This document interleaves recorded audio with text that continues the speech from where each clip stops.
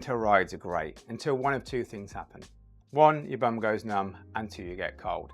Well, I might have found a product that could solve both problems. Hello bike friends, welcome back to the Bonnie Biker YouTube channel. Keis Apparel have kindly sent me out their brand new motorcycle heat cushion for me to test out on the bobber. I've been wearing Keis gear for about a year now. I've got a heated jacket as well as some winter riding gloves. So I know that the quality is really good. They've both kept me warm during them colder days, so adding a heated seat to the bike means I can ride the bobber all the way through the year. In today's video, we're going to look at some of its key features, see what it's like to install, and then see how quickly it warms up. I'm really looking forward to this one, as this could be a real game changer for the both of us. The first thing you need to do is fit the wiring kit, and this couldn't be more simple. You just fit it to the positive and negative terminals in your battery, and then run that cable up just under the seat. But make sure you leave a bit of slack so you can access that cable anytime you want. It's also got an inline fuse, so make sure you pick the right one for the seat cushion, or if you're going to use any other Keis gear. The seat cushion comes with an inflatable pad, and you can inflate this by using the pump provided or by doing it the old-fashioned way and giving it a good old blow. Once you're happy with the inflation level, it's then time to put that seat cushion back into the seat. Now this can be a bit tricky, but it will fit.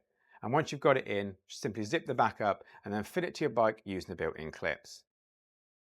The seat cushion has been fitted with a non-slip base liner and a mesh breathable top, because even though we want to keep warm this winter, we don't want to get sweaty. Once the seat's secure, it's then time to connect the wiring. You simply plug it in and then hold down the side button for a couple of seconds to turn it on, and then you can toggle through the 3 different heat modes. But don't forget to turn it off when you finish riding, otherwise this could drain your battery. After several tests, I found that the heat pad warms up in around 30 seconds. This was sat in my garage, so you might better feel it a bit quicker if you're out on them cold roads. So that just leaves me with one more thing left to do, go and jump on the bobber and take for a road test.